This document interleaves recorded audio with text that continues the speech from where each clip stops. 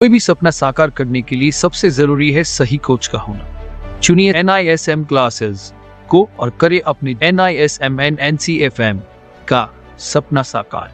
Download the app now. Hello दोस्तों, NISM classes में आपका स्वागत है। आज हम NISM इक्विटी डेरिवेटिव 8A के कुछ मॉक टेस्ट करेंगे। तो चलिए मॉक टेस्ट शुरू करते हैं।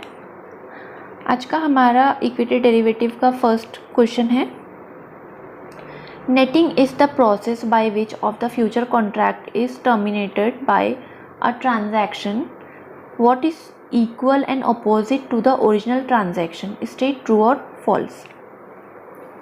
दोस्तों, नेटिंग या नेटिंग ऑफ का मतलब होता है, देखिए यहाँ पे जो एक वर्ड दिया है नेटिंग,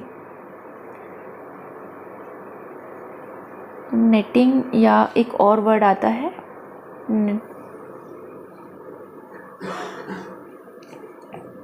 ठीक है, नेट ऑफ या नेटिंग ऑफ। ओके, इसका मतलब होता है, मान लीजिए एक पार्टी है, ओके, एक ग्रुप है ABC पार्टी,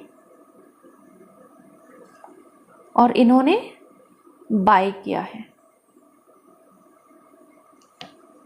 और दूसरी पार्टी का नाम है XYZ पार्टी, और इन्होंने सेल किया है। यानी कि एक पार्टी ने बाय किया है, ABC पार्टी ने बाय किया है और XYZ पार्टी ने सेल किया है, यानी कि यहाँ पे एक ट्रेड क्लोज होगा। ठीक है, यहाँ पे एक ट्रेड जो है क्लोज हुआ है।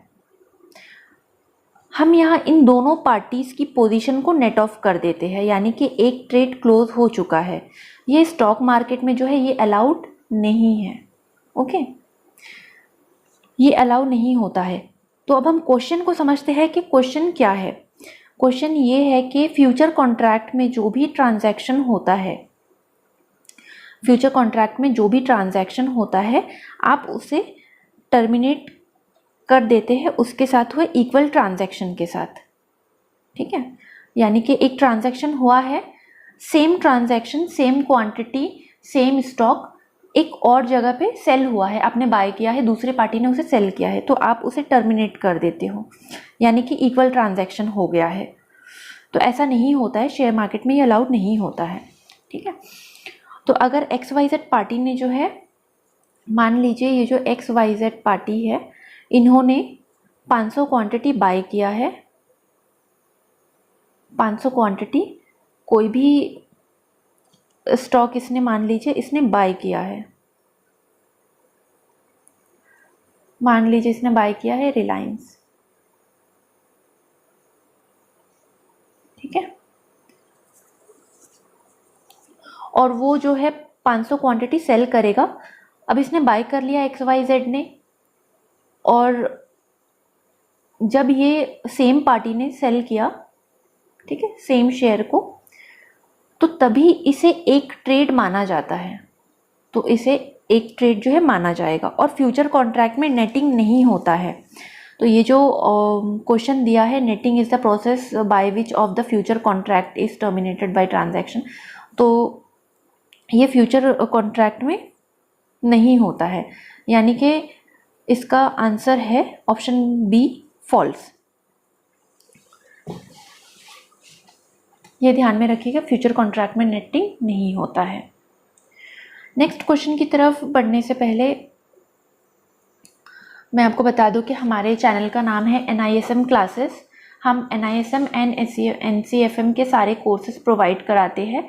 अगर आप भी स्टॉक मार्केट में रुचि रखते हैं और स्टॉक मार्केट के बारे में जानना चाहते हैं, सीखना चाहते हैं, तो डिस्क्रिप्शन बॉक्स में जाइए, वहाँ पर हमारा कॉन्टैक्ट नंबर दिया गया है, आप हमसे वहाँ पर डायरेक्टली कॉन्टैक्ट कर सकते हैं। साथ ही साथ आप हमसे सोशल मीडिया प्लेटफॉर्म पर भी जुड़ सकते हैं, आप हमें फॉलो कर सकते हैं, DM कर सकते हैं। अगर आपकी कोई भी क्वेरी हो तो आप हमसे डायरेक्ट कमेंट बॉक्स में कमेंट करके भी पूछ सकते हैं। आपको हमारी वीडियो अच्छी लगे तो चैनल को like, share, subscribe and comment करना ना भूलें।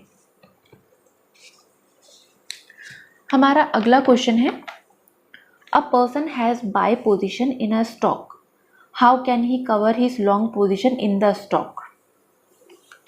मान लीजिए आपने शेयर में अपना बाय पोजीशन लिया हुआ है, यानी आपने खरीदा है, तो आप शेयर में अपने लॉन्ग पोजीशन को कैसे बनाएंगे। मान लीजिए आपने यहाँ पे a person has buy position, आपने पोजीशन बाय किया है, ओके, बाय किया है, तो आप यही आप अभी यहाँ पर अपना लॉन्ग पोजीशन कैसे बनाएंगे। ये देखिए लॉन्ग पोजीशन,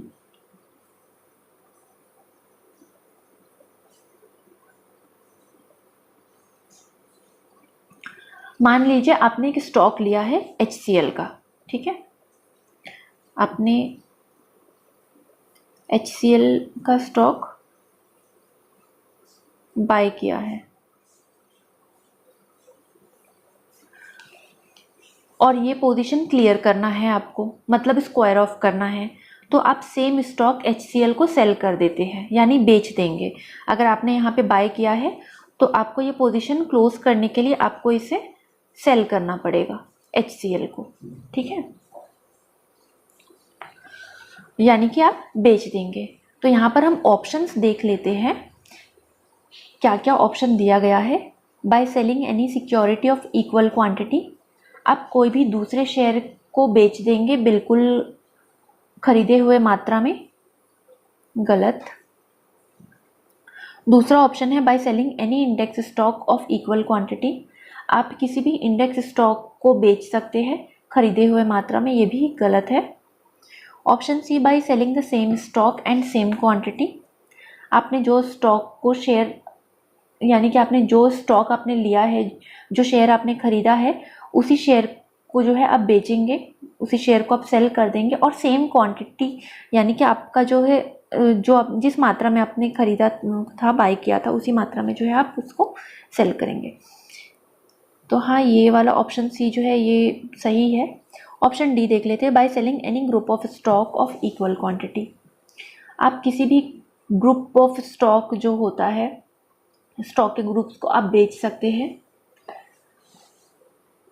तो ये भी आंसर जो है ये गलत है। तो हमारा सही आंसर है option C, by selling the same stock, आपने जो स्टॉक खरीदा है आप उसी स्टॉक को बेचेंगे और जितनी क्वांटिटी आपने ली है आप उतनी ही क्वांटिटी जो है बेचेंगे। अगर आपने HDFC बैंक के स्टॉक्स को लिया है, उसका पोजीशन लिया है, मान लीजिए